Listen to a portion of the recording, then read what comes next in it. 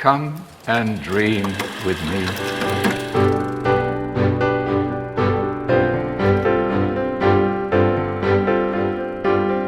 Hello, welcome to What Do You Want to Watch, the Explosion Network's premier media podcast. Every week we get together to talk about movies, TV, and online content. Help answer the question, if you trigger the president when you die, have you lived a good life? Yes. I'm your host, Ash Shelby. Join me today, Dylan Blatt. Yes, I would say so. Also, do you know it's going to be a lot harder for us to get into America now? It really sucks. I was really planning to go there soon. Yeah. Like, I'd have to go scour my social media profile and delete every time I talk shit about Trump. It's going to be tough. What are they going to do if you deleted it like before? Well, I don't know. I don't have any of it. I don't know if, because they say you need to hand over 6 years, which would be the full download, like full access download. I don't know if technically if you delete it from your public, if when you download that file, if it may still be in there, if you know what I mean. So just give me your Instagram. I'm fucked. Just photos. Don't talk about Kim they can't see all the stories where yeah, they're all gone. All the memes and stuff. Yeah. Well, I guess all the stories are technically saved, right? Probably. You can access them. I've just a quick side note. Why not have it here? You know, like I've gone like so because I pretty much struggled for like several months there at the start of the year. Like I was like, I don't know what social media I really like using now. And obviously I've fallen on to Instagram as my main platform. That's eventually where I ended up. But not that I didn't have it before, but I didn't like use it a lot because I was mostly on Twitter. And I struggled. I'm a very like one for certain things. I'm like, I just need one main thing. But I always find it's like weird how people get like really I was thinking about this today, shower thoughts about like when social media started, people just used to post whatever and like it's just like, you know, you just throw shit at the wall. It's just like you're like it's like a public diary sort of thing, you know? And then over time people got so people get like, oh, they you know, they have to think about what they're going to post and where to post, like, you know, it's very people these things. And I was thinking like I'm just so flippantly, I just share whatever the fuck I just post fucking whatever. But yeah, it was just having me like shower thoughts thinking about like back in the MySpace days, you should just share like fucking whatever you like. Early Facebook days when that was before it was taken over by the boomers, you know. But you know, anyway. Random. Yeah. That was my thoughts. Random. So yes, rest in peace, Rob Reiner and his wife, which is where this all started. Oh my god. Well, yeah, that was shared on social media. I mean, that is really, yeah, terrible. Is the answer to that. You know, great movies. By all accounts, really good guy. Everyone seemed to love him. He had a turbulent relationship with his son, which has led to this. But yeah, bunch of high caliber movies all around, written and directed. Despite what Donald Trump thinks. Which is usually if Donald Trump says something, then the opposite is usually true. So he's like, I hate that scene in When Harry Met Sally when he's like saying all the things he loves about her. I couldn't relate. Couldn't relate to loving somebody. Couldn't relate. Just grab him by the pussy. What are we talking about? That kingly dude should have wanted the Princess Bride. Fucking pirate comes along. It takes Andre the Giant, though. Great guy. Huge guy. Big. Met him really once. Big. Really big. Huge penis. Because he remembers big penises. That's a Trump thing. Today's episode, we'll be talking about what's in our watch history, going over some film news, giving you thumbs to trailers, and giving you this week's top 3. Let's dive in. Disclaimer, we both work retail jobs, so we have not watched much this week. I have gotten around to watching the first 2 episodes of the latest season of Percy Jackson and the Olympians. Of course, based on the Rick Riordan, I don't know, series of books that was turned into a couple of movies, including Percy Jackson and the Sea of Monsters, which is the same book this season is based on. So it's like a school year post the events of last season. Percy has a new housemate / turns out to be his brother, a Cyclops, he goes to Half-Blood camp with post the events of last season, where the son of Hermes, I want to say off the top of my head, betrayed Percy and like is working with Kronos to like bring Kronos back to power. So their other friend Grover was searching the world for the god Pan, or the satyr god Pan. He has been caught up. He's been captured by some sort of monster. There's a whole thing with the Golden Fleece. There's a lot going on in these first couple episodes. The whole thing is there's this king dude who apparently was cursed by the gods to never be allowed to eat but live forever or whatever. That's his curse. He has become like the head of camp, and he's got some sort of vendetta against Percy. So they want to go out on a quest to save Grover. They kind of weasel their way into doing it. That's kind of where it leaves off, like very vaguely. I'm enjoying it so far. I mean, obviously this is a running thing with a lot of these shows with kid actors. They age really quick. Yeah, like it's not as bad as Stranger Things.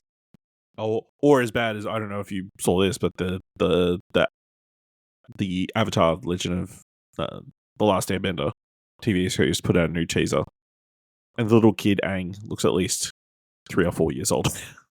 He was like a little short kid, and now he's like really tall and good. You're like, any second now, he's just going to start growing a beard. It's like, that doesn't fit. And as I saw somebody tweet out, it's like, if only there was some sort of medium that let you like tell a story with kids where they never age. Wouldn't it be a shame? And you could like perfectly like lay out, no matter how long the production takes, they could stay the exact same age for as long as possible. If only such a medium existed. But anyway, Percy Jackson, it's a good time. I'm enjoying it so far. And yeah, I think that from what I remember of the movie, they're doing a lot of stuff different. Obviously, they've like expanded the world in comparison to the movie, where they kind of had to go pretty streamlined approach to everything. So yeah, I'm pretty keen to check out the rest of the season. Dylan, I guess let's talk about your movie experience this week. Going to see Die Hard in cinemas. Was it a great Christmas experience?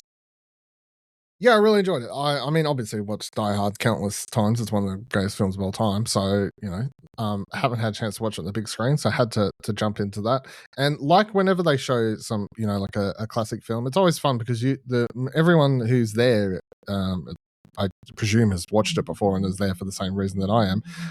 And you just get that whole you get like that communal experience where everyone's like laughs at the right moments and sort of lets out the first time he says yippee-ki-yay motherfucker, I think most of the cinema went yeah, like at the same time, or it sort of makes you sort of get why certain films become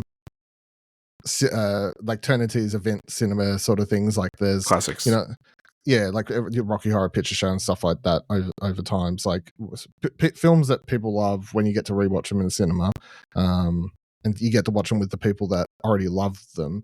There is something fun about that, obviously, because every other time over the last few years I've watched it, it's always just been by myself in my home, and it's still a good movie. But getting to see it on the big screen and enjoy it that way for the first time and watch it with people was worth taking the trip out late at night. So that's good to hear. All right, talk to me about this thing on your watch list, Dhurandhar. Yeah, it translates to stalwart. if you want to know.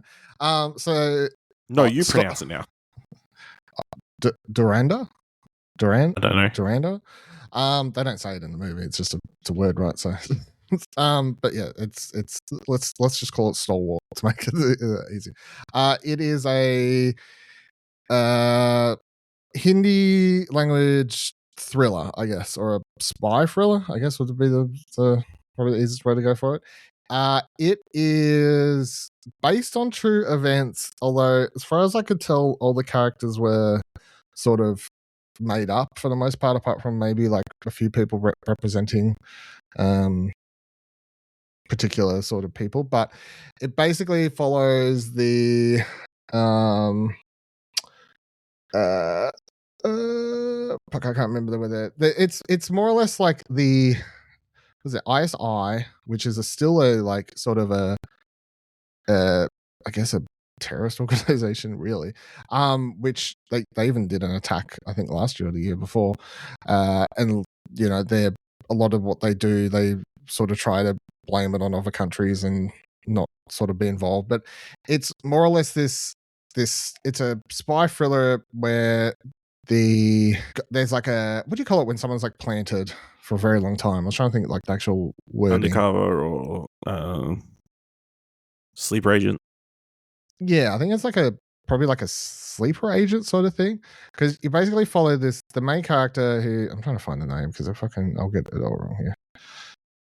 Yeah, so the main guy Revere Singh, who plays the character Hamza, although that's a alias name, it's not his real name.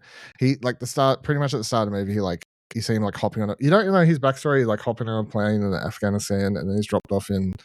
I'm trying to find the city's name now. Fucking hold on. I feel like I'm going to get too much wrong. Two fucking cities I don't know names of. Lyari? Yeah, Lyari, which is in Pakistan, right? So he drops off there and like he basically comes in as a nobody, and the whole thing is like, I guess he's got to come in as a nobody, poor and everything, so like there's no any backstory checks would come up good. Like he can't come in, be flown in by the government or sort of thing like that. And you find out, slight spoilers, but you find out at the end of the movie that he was in prison and is sort of given this like opportunity from the what's the other government's name? What do they call it? I fucking should have had notes. Good lord. They just call it the Intelligence Bureau, which sounds boring, but anyway, whatever. Intelligence Bureau, which is basically get more creative. But it's basically the Indian CIA, I guess, is what I guess it would be. But they sort of send him in. So then the whole idea is that the ISI, this terrorist organization, they have ties to gangs within that city, and that play in Pakistan there. So they want someone to, or you quickly find out there's a few people coming in at different directions to the same city, and they're all trying to sort of get in with different gangs to helpfully rise up through or get in good word with the gangs, so then they can find out when they're going to do terrorist attacks on and successfully, I guess, stop them, more or less. Like the movie starts with the a cross between like fake footage and then also real footage of a 1999 Indian plane hijacking that was real. Like I looked up all these things after watching the movie because I was like, how much of this is real? So all the attacks and stuff in the movie are real.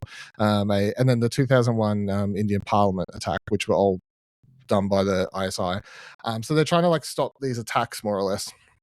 And then so the main dude, he like goes in, he's poor and whatever. Eventually, over the course of the movie, he gets in good with the leader of one of the gangs, which is well, there's multiple gangs actually. But he gets in good with one of them, and this movie sort of tracks him rising up through that. And also like there's several points in the movie where it's that whole thing when you get like, I guess, classic undercover thing where he has to more or less there's a point where he like hands the guns to people that go do a terrorist attack, and like you see him having like a real moment of like, oh my god, I was the person that sort of handed him those people those guns or whatever, but like he had to keep his, you got to play the cover. Like all his job is obviously just to try and hand the information off to the government bodies that would be, and it's up to them to use that information to put a stop to attacks. But takes a mental toll on him. So it's very fucking long. It is like 3 hours 40 or something ridiculous. It had an intermission. It also ends in typical freaking Hindi language or Bollywood films or whatever you want to, like, where there's a fucking trailer at the end of it for part 2 that says it's coming in March or something, and it plays like a 30-second trailer for part 2 of the goddamn movie. But I quite enjoyed it. I think the action's good. I mean, it's a bit, I guess, flamboyant with some action scenes, which that's just a genre thing, I guess, or whatever. There's a scene where he like takes this. Also, there's also the main dude, the main actor. I'm gonna say this. It's that whole thing where they're like, apparently he's like a superstar, like like Hollywood, like whatever you got, like a fucking Brad Pitt version over there or whatever, like a huge dude, whatever, like good looking dude, right? You're like, yes, this is a good looking dude, but my man must use the best conditioner I've ever seen used in a movie, because they make sure that his luscious hair is at all points flowing in this movie. There's a point where like he picks up this girl and he's like racing for she's on the bike and they're racing through the city, and then like they have to do a part where he like races up some stairs, and instead of logically just keep going, he has to stop there and do a sick burnout, because then like the fucking music's playing and the camera has to pan in on him and be like, I'm fucking sexy. Like sort of stuff. But it's also quite violent. There's several scenes that are quite gruesome. To the point, I'll say this, I don't know if, like, watching it here, there was, right in front of me, well, a couple seats across front of me, there was a family who brought in their child that looked to be about 8 to me. And look, I'm not trying to judge. Although saying this is definitely like me judging. But you do boo. You do you boo. But I will say, the kids started bawling at a scene where someone was getting tortured. And the torturing was... and it's apparently a real fucking technique. But they were like, they were trying to find out if this, they found out who one of the undercover like agents was that was set in from India. And they're torturing him by, they put all these hooks across all of his body, like probably 100 hooks. And you see him topless there, and they're just pulling on them. And obviously it's like pulling on all his skin, he's bleeding everywhere and everything like that. And this dude's like trying to like yell at him to like tell him where the other agents are and stuff, and they eventually like pulls out all the hooks from his face and shit like that. There's another part in the movie where like the gang leader dude, the main gang leader dude, like beats like pulverizes this dude's fucking face. And all I was thinking is like, this kid was bowling. And I'm not trying to be like, don't, like, you do you're the family, but I would be like, man, if your kid's crying, it's obviously they're getting quite distressed. Yeah, crazy. I'll say that dude was probably the standout of the movie. What's that guy's name? Hold on. I've seen him in stuff before, but I just don't recognize it. Arjun Rampal. Anyway, yeah, him. He was fucking boss in this. Like, I've never, like, the dude just walks on the screen and he just smolders a bit, and you're like, my dude's a badass, He lights a cigarette, fucking punches dude in the face. He just says one-liners. Yeah, good bad guy shit. So, yeah, I quite enjoyed it. I'll say the other funny thing is, went and watched this with my friend from work, right? Someone else. Yes, I was about to ask, how did you come to watch this movie? Because it doesn't seem like it's not like I've watched. It's not like I've not watched. Like, but this is the thing. Let me take you through this conversation. It's just a movie to me, right? Yeah. It's just a movie. But they were like, it was like, oh, I want to go watch this movie. I'm like, oh, I read it. I was like, yeah, I'll watch that. It looks interesting. Oh, you sure? Like, blah blah blah blah blah. I'm like, it's a movie. Like, I'll watch anything. I can read. I can read. And then her brother was like, I saw him the next day. I think it was. I saw him, and he was like, "Oh, did you like the movie or whatever?" And I was like, "Yeah, I was talking about blah blah blah, saying all this sort of stuff." And he's like, "Oh, crazy! I don't know how you understand it." I'm like, "What do you mean? Like, I just watched the movie. There's subtitles. I read it. Like, I was like." Watch Japanese films, Chinese films, fucking Europe, Finland. You know what I mean? Like, it's just a fucking movie. But there is something about, like, I think there's something, and I was trying to put my thing on it, because I do feel like, if I was to say, I feel like most people have where most people have accepted, I guess, if you say say Parasite, right? People, it's like, that's just a movie, right? It's subtitled. It's a movie. But whenever it's like a... Good games, just TV show. Yeah. But I think when it comes to... And way too many people watch it dubbed. Sorry. Yeah. Well, yeah, that's fucking terrible. But I feel like most other languages, but whenever it's like a Hindi language film, right? Everyone assumes it's Bollywood. And then it's like it becomes its own like segregated thing. Like, everyone is like... All these other movies are... Do you get what I'm saying though? Like...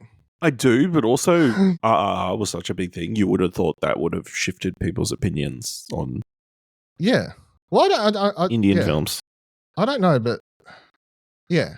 Because to me, movies are just movies. Like, I don't... Like I don't think I've ever. I don't. Well, not. I don't think I know. Like there's no movie language country of origin that I wouldn't watch. Like it's just Yeah, like but I do think there probably is like I don't know, psychologically, like there is a thought that maybe Indian film is of a lower level than, say, South Korean film. yeah, Or and that's what I was Japanese trying to film. work out. Like it's viewed, You know, it's viewed differently. but it might just be people because watch we've had so many success there's stories or been more. so many great directors from those countries, like, but also there's been great Indian directors. So I don't know, maybe there hasn't been these big hit movies from That's the those thing, like, countries. Or but it's like I love a lot of Thai films, right?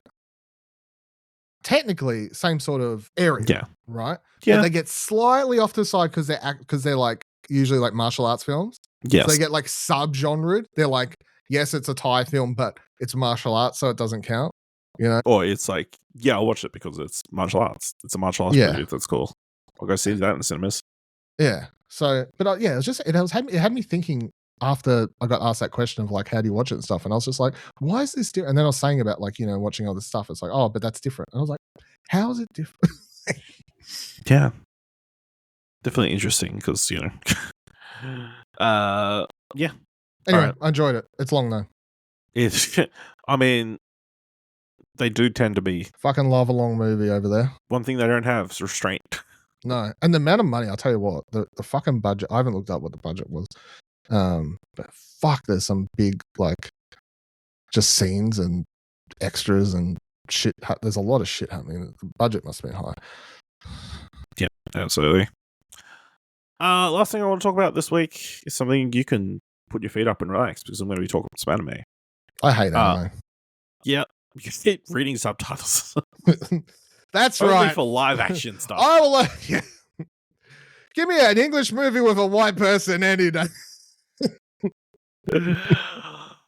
So I finished watching My Hero Academia, which finally came to the end of its run this past week, with the conclusion of its 7th and final season, telling the story of Deku, a boy who was born into a world he's a boy in a world where everyone has quirks or superpowers, but he doesn't have one. He wants to become a hero, but he obviously does not have that ability. But he's gifted that ability by the greatest hero of all. So he takes, I guess, his successor, and All Might is the hero, and he gives his abilities to Deku because he is starting to lose them. His body is starting to deteriorate. And we go on this several year long. Well, I guess in in the actual universe, it's only like a year and a half or something like that, like, which is crazy. But yeah, we go through. Yeah, they go through all these crazy things. But yeah, he goes to a school to teach them how to be superheroes, but then they become some of the biggest superheroes while still in school. Yeah, obviously leading up to this final season, which was the continuation of the big final all or nothing battle between good versus evil.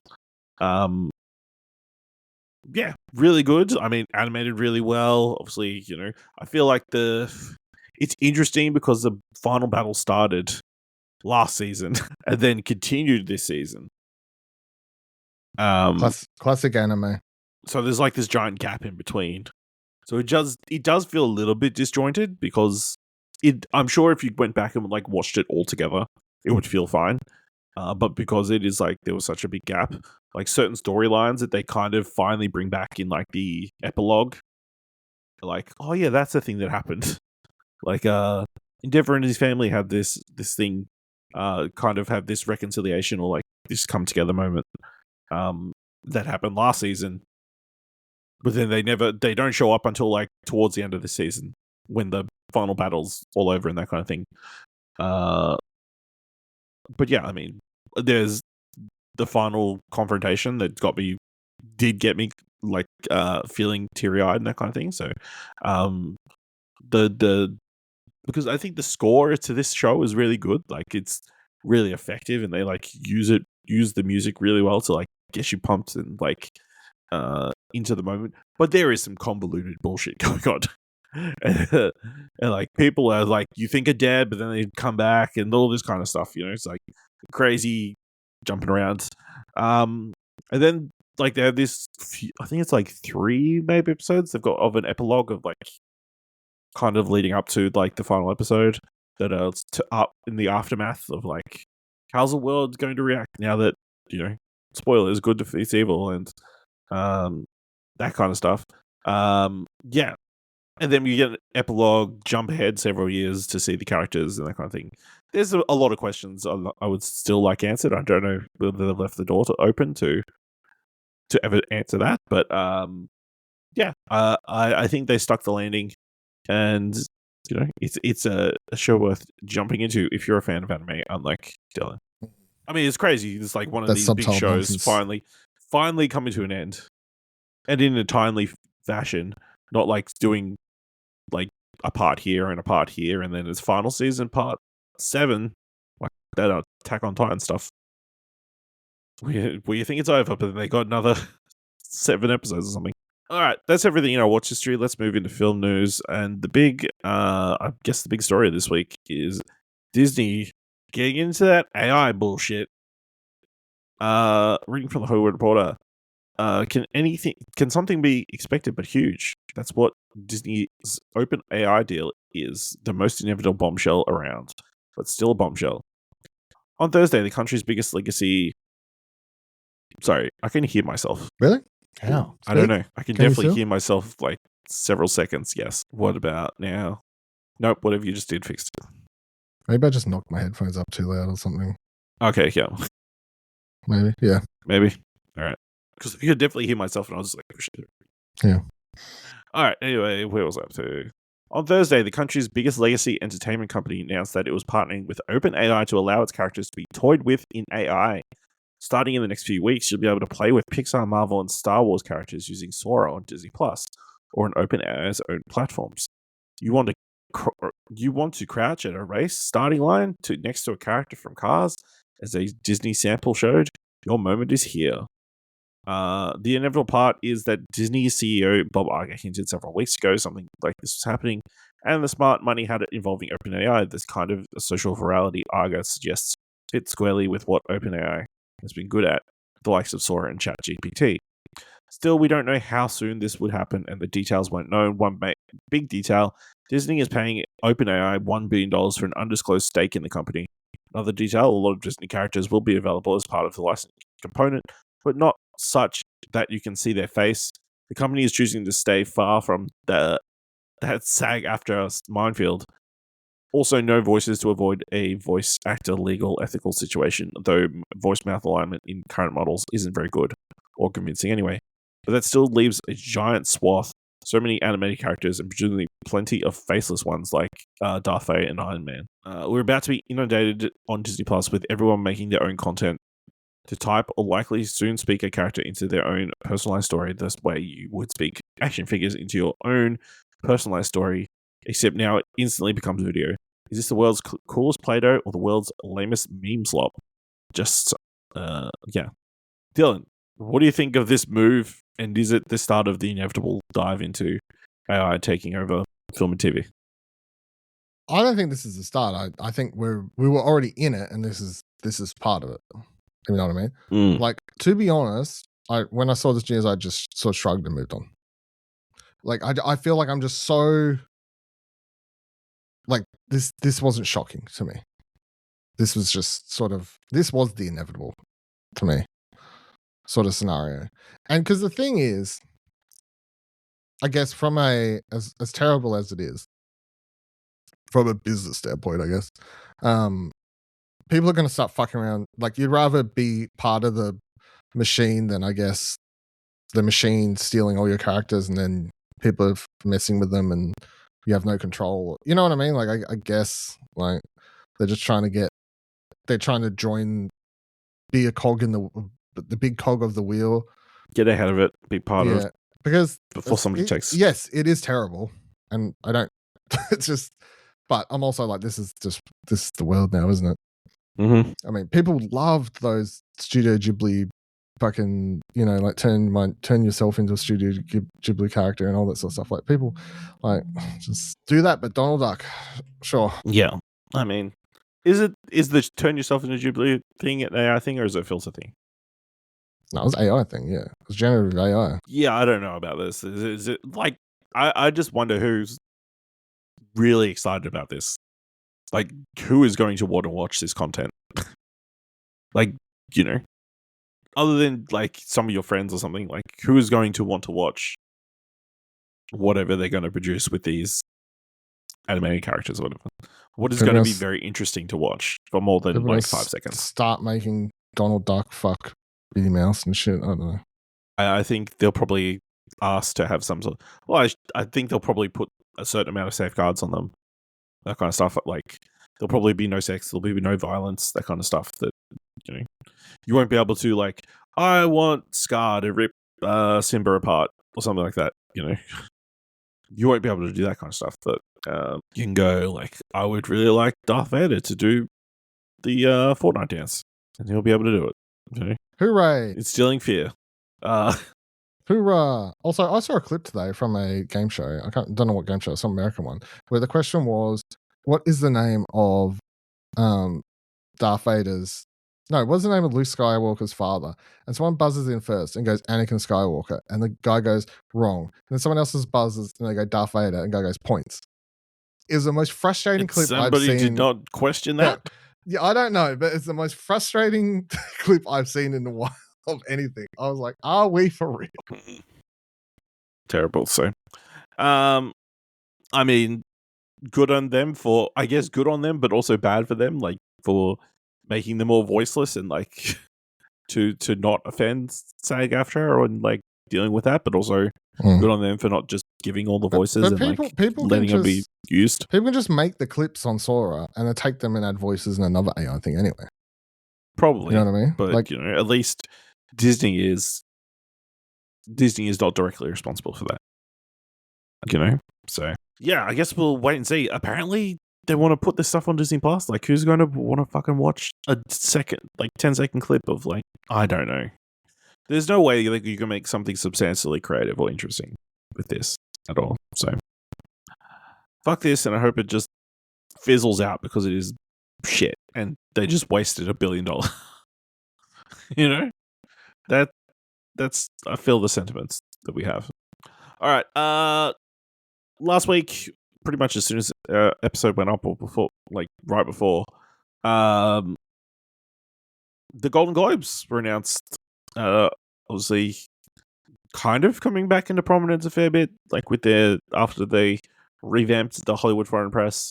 So I thought we'd just run through a couple of interesting categories. We've got Best TV Series Drama. The nominees are The Diplomat, The Pit, Severance, Slow Horses, and The White Lotus, which I guess is not that different from what the Emmys had. Also, on the musical comedy front, we've got Abbott Elementary, The Bear, Hacks, and Nobody Wants This, Only Murders in the Mystery, Only Murders in the Building, and The Studio. Again, very similar to the Emmy Awards. Let's jump over to Best Motion Picture, which really is at the start of this film award season. We've got Best Motion Picture Drama. The nominees are Frankenstein, Hamnet, It Was Just an Accident, The Secret Agent, Sentimental Value, and Sinners. How do you feel about that list? Frankenstein and Sinners. Love that. Love that. And then Best Musical or Comedy. The nominees are Blue Moon, Begonia, Marty Supreme, No Other Choice, Nouvelle Vague, and One Battle After Another. Would you consider One Battle After Another a comedy? Dark comedy, I guess. Like, it's funny. It's a funny movie, but I don't think it's an actual comedy. No. Okay. Interesting. Let's see. Let's move on to the controversial categories. First, we've got the introduction this year of Best Podcast. The nominees are Armchair Expert with Dax Shepard, Call Her Daddy, Good Hang with Amy Poehler, Smartless, the Mel Robbins Podcast, and Up First. Are we surprised that a certain bold UFC commentator is not included on that list? No, because it's a shit podcast, and like it's just 4 hours of people getting stoned and being like, man, have you ever thought like maybe the Earth is round or like it could be flat? So like, no, I'm not surprised. I mean, just from a popularity point of view, It's not popularity. It's like saying that Marvel movies should be nominated for Best Picture. You know what I mean? Like, what are we like? If they're doing it properly, remember this is Golden Globes. Yeah, I know, but the Golden Globes should still have like some. It's not popularity contest. Like, just because it's the most popular podcast doesn't mean it should be nominated. Also, yes, it's a shit show. He's a shit person, and he has shit guests. Fuck Joe Rogan. All right, let me in, America. This is the funniest category for me. Again, we've got cinematic, Golden Globe for cinematic and box office achievement. The nominees are Avatar: Fire and Ash, F1 the Movie, K-pop Demon Hunters, Mission Impossible: The Final Reckoning, Sinners, Weapons, Wicked for Good, and Zootopia 2. Yep. Avatar: Fire and Ash has not even been released yet, and yet you're nominating it for an award for best box office achievement. They're just assuming it'll do well. Then you've got K-pop Demon Hunters, a movie that only came to Netflix and has been in cinemas maybe 7 days total in this year. Was it? But there's the achievement, the fact it got put in the cinemas with the sing-along version because it was that popular. Is that the achievement? It could maybe. Be. I guess. And then you've got Wicked for Good, which has so far underperformed the first movie. Mm. And that's an achievement. It's incredible how they... Yeah. It's incredible how they dropped the ball. Oh. And Mission Impossible: The Final Reckoning, which we know for a fact is a bomb based on not only our opinion on the movie, but it costing, like, being one of the most expensive movies ever and, like, not coming close to recuperating its costs. Ridiculous category with the weirdest criteria. Bizarre. Well, I don't understand the criteria, so... Yeah, that's true. I can't even say it's weird criteria. I just don't understand it. All right, Dylan. Other than that, not a lot of film news, but not a lot of major film news. But every week there are a lot of casting announcements and news about new films that we like to cover in a segment called Would You Want to Invest? In this segment, I give Dylan information about new projects. He tells me if he would fully invest, partially invest, or not invest, and he shall be the judge if he's right or wrong. Are you ready? Locked. Oh, good. Kicking things off. After a multi-country casting search, young English actor Jack Aldridge has landed the lead in Foster Dade, Hulu's YA drama pilot, written by Greg Berlanti and Bash Doran and directed by Daniel Minahan, which comes from Warner Brothers TV and studio-based Berlanti Productions. Based on Nash Jenkins' debut novel, Foster Dade explores the cosmos. Foster Dade takes place in 2008 and present day. It's described as a sophisticated mystery set at an East Coast boarding school that explores privilege, scandal, sexuality, and masculinity amid the rise of social media, millennial anxiety, and pharmaceuticals. The story revolves around Foster Dade, a new transfer student at the elite Kennedy boarding school. He arrives at Kennedy as a lonely, anxious, ferocious reader who self-medicates and blogs at his psychologist's insistence. Possessed of a depth of soul Foster does not yet know what to do with. He aches to be liked, to fall in love, to be known in a way his fractured home life never allowed. He has no idea that his hunger for reinvention will place him at the center of the greatest scandal the school has ever seen, and that his name will be whispered by Kennedy students for decades to come. Fully invest because I like Berlanti's sort of really good at the YA stuff. So full invest. Exclusive. Hulu and A24 have tapped 3 more for series regular roles in new drama series The Spot. Mackin Blair, David Diggs, and Michael Patrick Thornton. As previously announced, Claire Danes and Ewan McGregor lead the series from writer, showrunner, and EP Ed Solomon. The show follows a successful surgeon who, along with her schoolteacher husband, begins to suspect that she may be responsible for a child's hit and run. The couple's quest for truth spirals into a web of mounting suspicion and dark secrets, testing the resolve in the relationship as they confront the possibility of hidden guilt and betrayal. Partial invest? I mean, that was a very bland, or, just very open synopsis, so. Okay. Geraldine Viswanathan is the latest to join Amy Poehler in the upcoming Peacock comedy series, Dig. Hugh Laurie also recently joined the cast. The series reunites Poehler with Park and Recreation co-creator Mark Scher. Based on Kate Meyer's best-selling books Excavation, Dig is centered on 4 women, one of them played by Poehler, working at an archaeological dig in Greece who are at wildly different crossroads in their lives.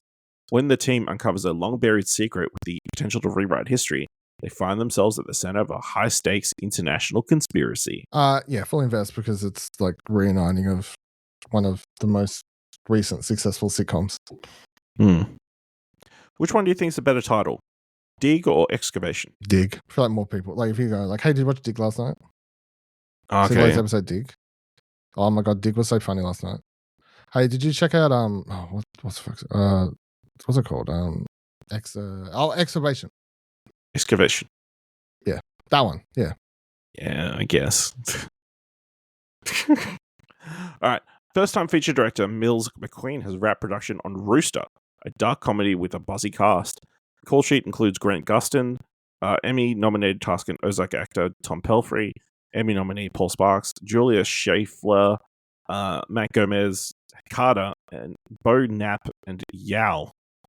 Written by McQueen, Rooster is set in the late 90s Austin following a once promising salesman who clears his debts by stealing his neighbor's precious pet rooster and selling it as a prize-fighting cock, setting off a chain of disastrous events when the beguiled buyer demands more than his money back. I was out, then I was in. Full invest. Sounds funny to me.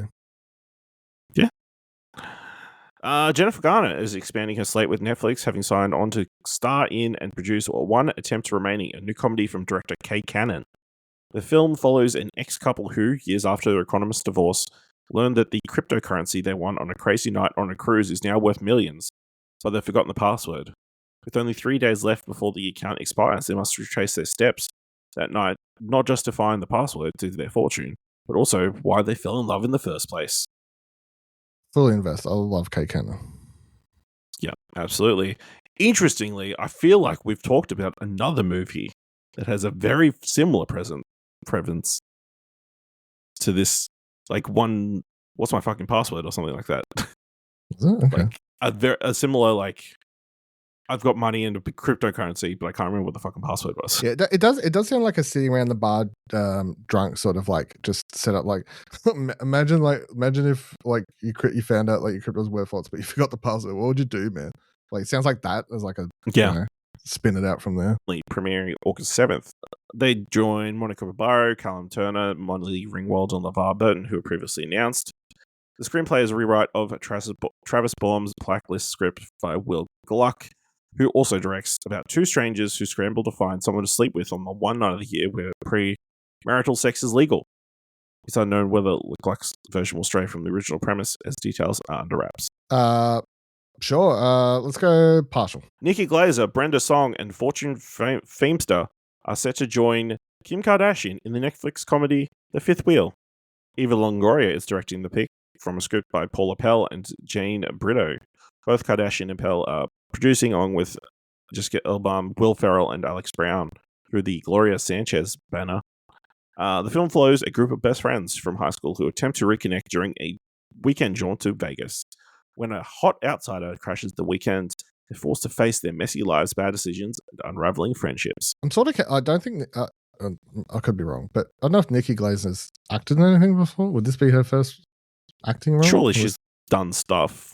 Maybe it's small stuff I'm saying, but the Kim Kardashian thing is obviously the huge turn off. So I'm going to go partial invest. Maybe it would still be watchable. I mean, apparently that show she just had come out on Hulu or whatever, Star, whatever. Apparently it was trash, but it was streamed a shit ton because she's in it. And they try to even surround her with all these big time talent to help work, but all the reviews I read said you cannot help. So yeah. Try and look Nikki Glaser. I mean, it looks like mostly she's bit hosting the parts. Globes again, by the way. That's good. Apparently, she played Kurt Cobain in a show called Historical Roasts. Oh, that's just like they dress up and like the roast. Yeah, that doesn't count. Coming off his Emmy win for The Pit, Sean Hannity has signed on to star opposite Olivia Colman and Brie Larson in Cry Wolf, FX's limited series created by Sarah Treem. The project, inspired by the Danish series Ulven Kommer by Major Jule Larsen. Bet that has some fucking subtitles. Probably. is a psychological family thriller following a social worker, Kath, and a mother, April, thrust into crisis when the mother's teenage daughter, Mia, alleges abuse, pushing both women to the limits as they navigate an impossible situation. Zach Jackson's probably watched that. Fully invest. I like the cast. I like them. Whatever. Sure. Love is Not the Answer. The featured directorial debut of Juno and Superbad star Michael Cera has added Lucas Hedges, Julia Bess Warner, and Shelley Henderson to its leading cast as production continues.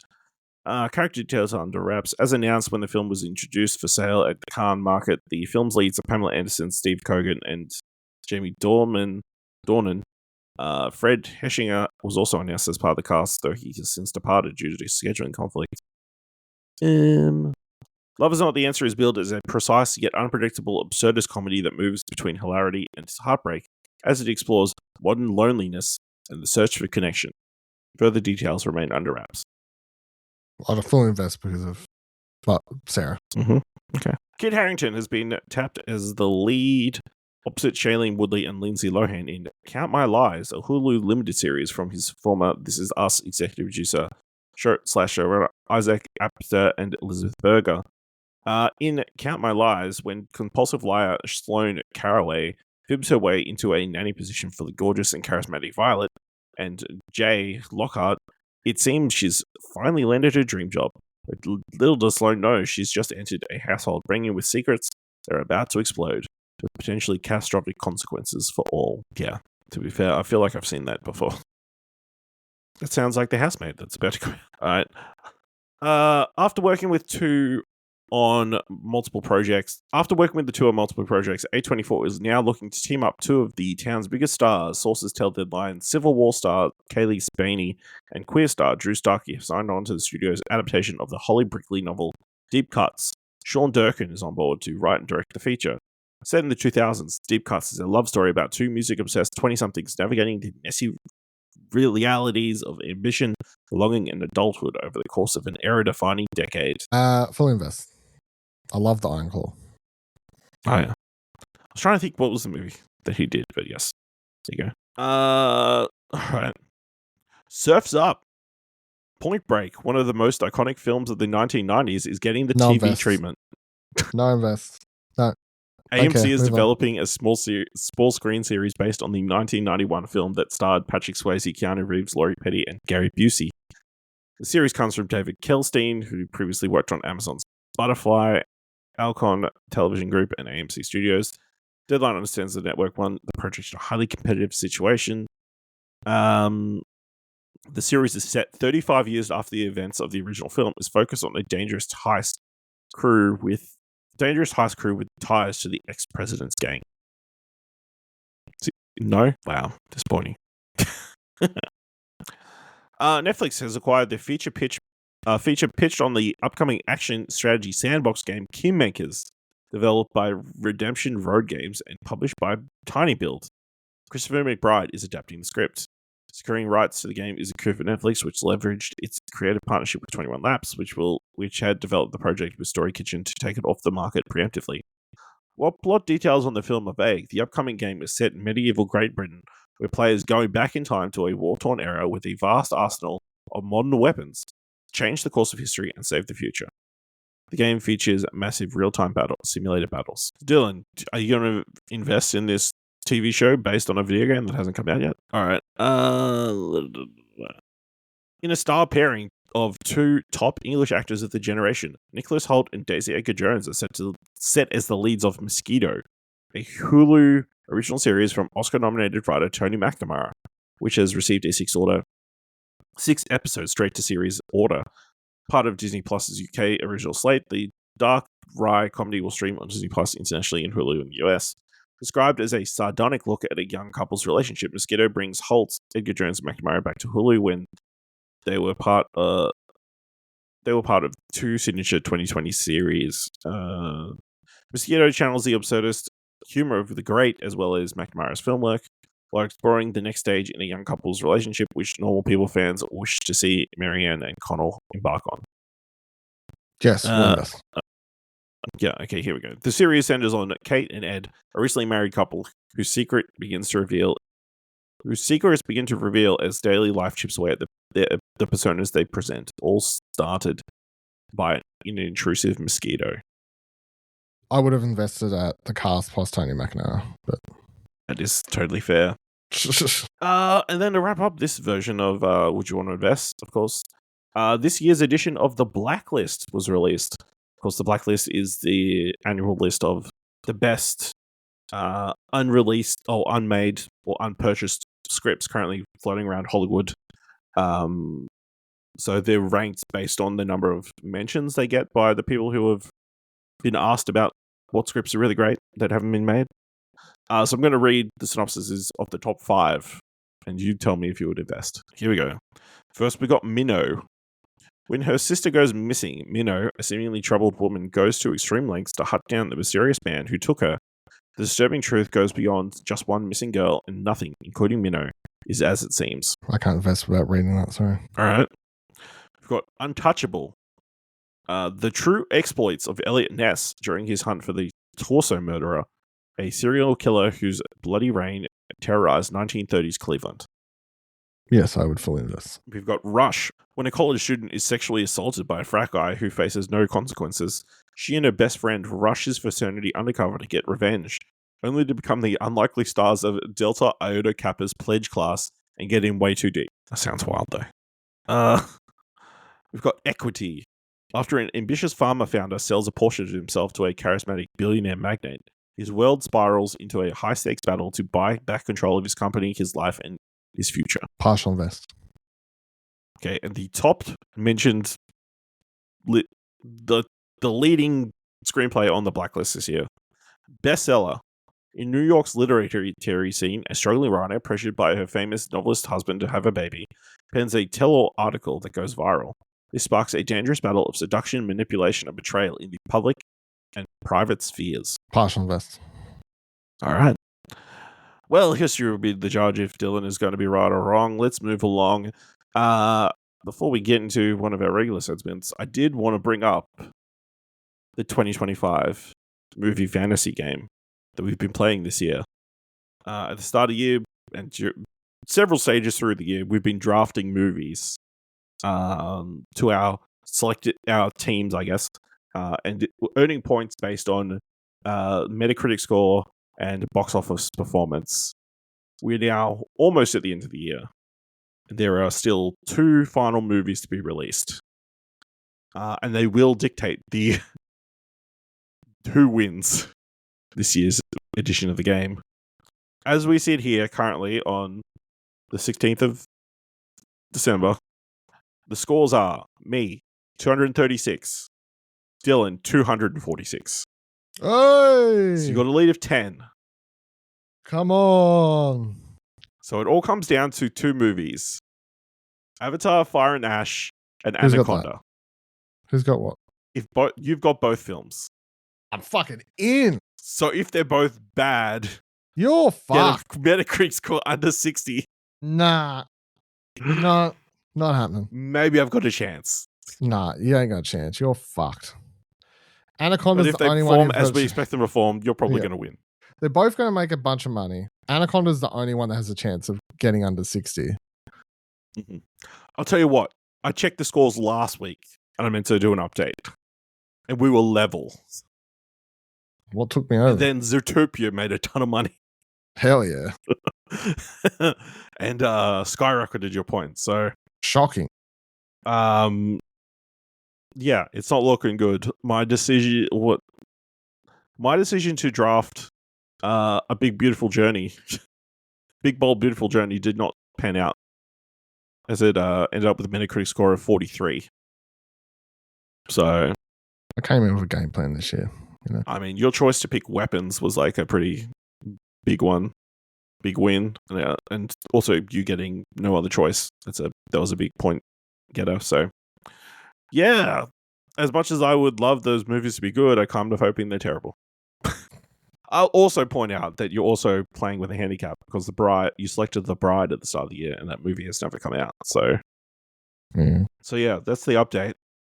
Look forward to an episode early next year where we discuss the winners and then draft next year's edition of the game. So look forward to that.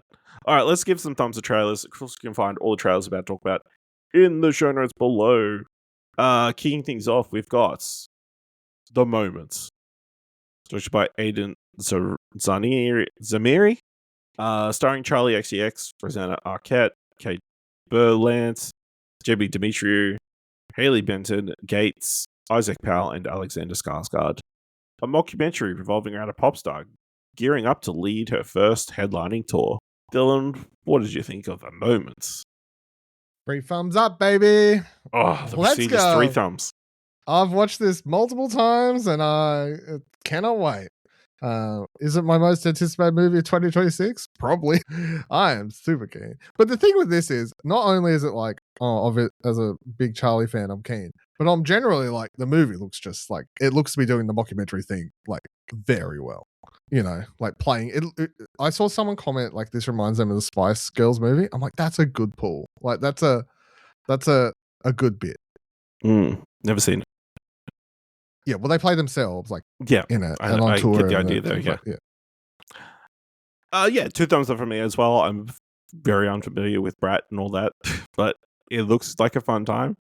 It'll be interesting to see how, like, obviously the first the first teaser for this, like, it was hard to tell whether it was like a documentary or mockumentary, or like how much is reality blurring into fiction and that kind of stuff. This one is pretty clear that it's a mockumentary. Well, you've got actual. There's too many stars. Yeah, you've got actual actors in it. You've got actual actors that like kind of break the illusion of it being real. Particular, obviously, Alexander Skarsgård playing the like, tour manager dude or whatever. Yeah. So Hollywood has the best line. Are we talking about real cocaine or figurative cocaine? What's figurative cocaine? But yeah, I'm very intrigued. I'd be interested to see how they got around to shooting this. Was it like between? Well, were they just hanging out before shows? I don't know. Like, let's shoot something. The director has done her music videos and stuff. So, I mean, maybe they were shooting at the same time. Well, I don't know. They just somehow managed to film this. Also, the other funny thing is, I think it was on the Big Picture last week or whatever. They went through Charlie XX's letterbox or whatever. It's so funny going through, like, she's got some wild movies she watched or whatever. But it's also funny the fact that she watched The Moment, rated at 5 stars on there already. All right, The Moment releases in the US on the 30th of January. There is currently no Australian release date. Next trailer, His and Hers, developed by William Oldroyd, starring Tessa Thompson, John Bernthal, and Pablo Schreiber. A journalist investigates a murder in her hometown, clashing with a suspicious detective. 2 sides to every story. Someone is lying. Dylan, what did you think of the trailer for His and Hers? I'm gonna go 1 up, 1 down. Like, I think it was a good trailer because it didn't give away anything, but also didn't really like spark a huge amount of interest. You know, just looked like a sort of. It was like too vague. Yeah, a bit too vague, but yeah, so sort of the opposite side. I will say that the number one thing that stood out to me is Sunita Mani being in this, because I've enjoyed her in a lot of things, but she's not in a lot. So, and she usually just plays bit parts and stuff. So, yeah, seeing her in this, I was like, oh, cool. She's funny and stuff usually. So, yeah, which is interesting because this does not look like a comedy at all. No, but I think she looks like she's potentially providing some comic relief, lightheartedness. Yeah, I'll give her 1 up, 1 down. I think the cast is probably what's selling me on this. You know, John Bernthal, Tessa Thompson. That's a pretty good pairing. It's Valkyrie and the Punisher. Yeah, it is, isn't it? Yeah, it is. But yeah, looks interesting enough, but it is very vague and like, other than I guess they've got ties to the killer, which of course they've got ties to the killer. It's his hometown police officer and his hometown person. Anyway, His and Hers is releasing on Netflix the 8th of January. Next trailer is for All You Need Is Kill, directed by Kenichi Akamoto, starring Ai Mikami and Natsuki Hanai. In a time loop during an alien invasion, a resourceful but isolated young woman must navigate the repetition of death until she crosses paths with a shy young man trapped in the same cycle. Together, they fight to break free from the loop. Dylan, what do you think of the trailer for All You Need Is Kill? It's wild to me that there's a part in this trailer where it comes up and says, live, die, today. Because they refuse to say live, die, repeat. For context, if you don't know, this is based on the same source material as The Edge of Tomorrow. or if it has been retitled, Live Die Repeat. Yeah. I'll get double thumbs up. Looks really good. Like the animation style. Obviously we know roughly the story play. Well, do we? Kinda. I've never seen Edge of Tomorrow, but this looks vastly different too. You've never seen it? What the fuck? They look well. For one, they look much younger. Well, no, that's completely Cruise different because obviously it's American, and like the lead in that's Tom Cruise, and then like in this it's the female character, and it's like switch. But I can already see elements of like it's very different, but you can see the beats. You know what I mean? That's all I mean. Like it wildly different. I can see the beats. So, and knowing the beats, I'm keen. So yeah, yeah, 2 thumbs up. Well put together trailer. Like just gave you enough to get super interested. Looks really interesting. Does have a distinct look. Like it doesn't look like generic anime. Yeah, looks pretty cool. Very keen to check it out, and I will get around to watch Edge of Tomorrow. All You Need Is Kill is releasing in Australia sometime in January.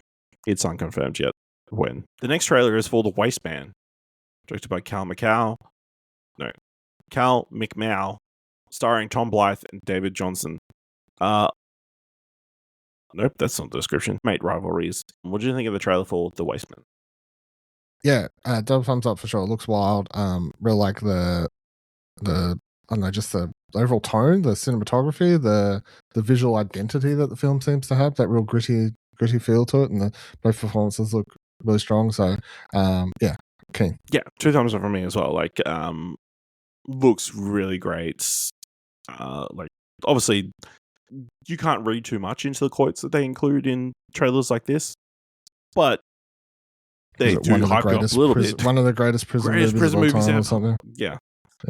I think the greatest. I think it is. Was it? That kind of stuff, yeah. But, 2 really good upcoming, like, newish actors on the scene, I guess. Tom Blythe, obviously, finally having a kind of his moment after he had his big Hunger Games coming out. And David Johnson that you've seen in Alien Romulus it was? Yeah. That you really enjoyed him. I really loved him in The Long Walk from this year. And he looks equally incredible in this. So definitely keen to check this one out when it comes to Australian cinemas, which there is no date. But it comes to the UK on the 20th of February. Last trailer. I'm assuming this is straight to digital, to be honest, but we shall see. Could be.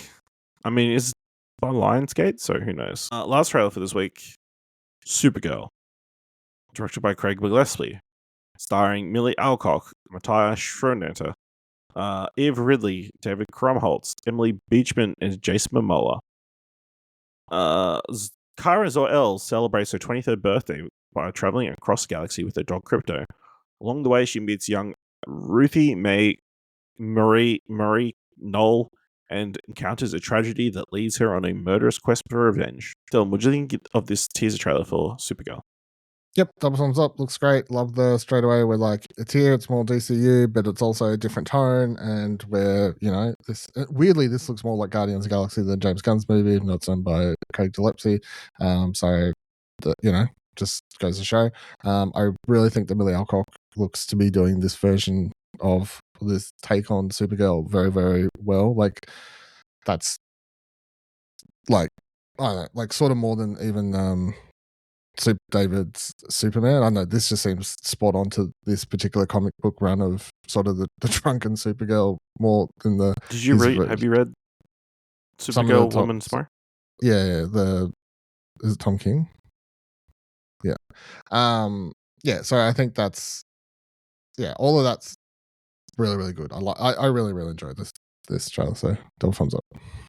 Yeah, I mean 2 thumbs up for me as well. I think they did enough again to get you interested in the character and the story that's about. Well, they're not giving away much of the story. They gave you enough to get you intrigued, but didn't give much away. They don't show fuck all. It's just a tonal thing, really. Well, they do show a lot, I guess.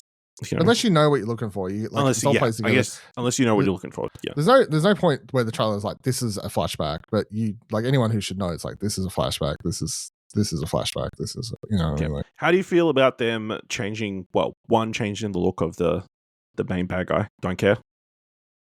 And then kind of moving it away from, in the comic book, I believe, a lot of the planets are like medieval feeling. Yeah. This is clearly more futuristic alien kind of setting. I don't know, because I don't know. I'm not reading into too much to that, to be honest. Okay. Because that's what we see, but and even if that is the case, I don't really mind as long as it's good. But I don't think there's any reason that there still couldn't be like a twist there or something, you know, or a meet in the middle or something. I mean, they barely showed anything. Right? You showed 1.5 seconds of Lobo in this. You know? Yeah, absolutely. And then I guess the big question around the internet: do you feel like it is too close to Guardians of the Galaxy feeling? That's the major complaint I've seen. It's like, oh, James Gunn is making everything feel like Guardians of the Galaxy. No, it feels like the comic books. Mm. And really, as fun as the trailer is, it's going to be a dark story. So that's the thing. So yeah, I mean, you go, she's wearing a jacket, he was wearing a jacket. Yeah. She's listening to a Walkman, he's listening to a Walkman. I mean, you know, it's set in space. These are rudimentary things, not the important beats of the story. So yeah, I'm very keen to check this one out when it hits cinemas. 25th of June this year. That's crazy. Oh, well, next year, I guess. That's crazy. All right, let's move into this week's top 3. Definitely in the top 3. And with us about to go on break for several weeks with no episodes of What Do You Want to Watch to listen to, this week's top 3 is top 3 things we really need to catch up on our break. Dylan, what's your number 3? My number 3 is the Apple TV Plus series Mr. Scorsese, which came out in October, and I've been very keen to watch, and I just haven't got around to it. But, you know, watching that, obviously one of the greatest directors of all time, still working director, just a bunch of people talking about how great he is, going over his movies and stuff. Definitely, you know, 100% something that's up my alley, something I'm going to enjoy. I just haven't got around to, but I'm very keen to get into that. My number 3 is, I'm pretty sure, the same thing I wanted when we did a similar question at the halfway year. What are you doing? Just get your shit together. Really need to finish watching Severance. You know, obviously it's been nominated a bunch of times. I'm sure it's going to be on a bunch of people's end of year lists. Probably should get around to finishing that second season. Dylan, what's your number 2? Task. Haven't started Close. it. Number 4. Also was very keen for it, obviously, from the second we talked about the trailer, and it was like, man, this is the big new, you know, limited series, HBO series, Mark Ruffalo starring, you know, follow on from Mare of Easttown. What was the last one called? Mare of Easttown, you know, like, hell yeah, let's go. And then for some reason, haven't watched it. Feel bad. Number 2. My number 2, again, I really need to get around to watching Adolescence. It should, like, I know it should be that hard, but, you know, finding time to go back and watch a show that the discussion cycle has passed. It is difficult, but I will endeavor to watch it before the end of the year. My parents watched it 2 weeks ago, and when I did it at their place, I got to do the whole discussion again. Yeah. So all these kids are fucked. Yeah. Dylan, explain to my dad who Andrew Tate is and stuff. Okay. Yeah. It's like, it's all right. All the children are safe now because banned social media. Yeah, definitely. Yeah. My number 1's K-pop Demon Hunters, which feels like the right pick. Mm-hmm. Yeah, definitely the animated movie that I have missed this year, and one of the biggest pop culture global sensations. Yeah, the global sensations that I've just completely missed over. So yeah, got to rectify.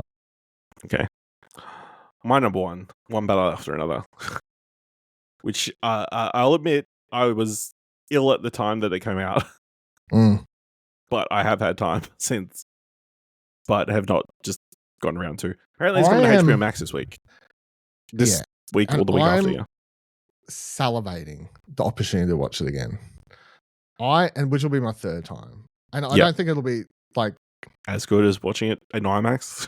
No, but I just like that movie so much. I really wanted to watch it the other day, and I went to look to when it's coming out on Blu-ray, and it's like on the 2nd week of January. I'm like, fuck, that's ages away. And then when the HBO Max thing, I was like, thank God, I need to watch it sooner. just because I was like, saw a bunch of reels and clips from it. Like, fuck, what a movie! I mean, you So can just good. rent it. Or buy it digitally. No, I'm not paying $30 for it, and then to pay $35-$40 for it on when it comes out Blu-ray. What am I made of money? Okay, yeah. Relax. I said I love the movie, not that I'm rich. I paid to watch it in cinema twice. Don't say that I didn't support it. No, I can't. All right, Dylan. This week, what do you want to watch? This week, I would like to watch Avatar, Fire and Brimstone. I believe it's Fire and Ash. Close enough. TV shows, I don't think there's anything out. Yeah. I mean, Avatar's the big thing to watch this week. On the TV front, obviously Fallout. Oh wait, is about to Fallout's drop. this week. Sorry, my bad. Fallout. Yeah, sorry. I mean, I forgot Fallout. That's it. And obviously, we've got a fair bit coming out in the Whoopsie. next couple of weeks, but that's so far away.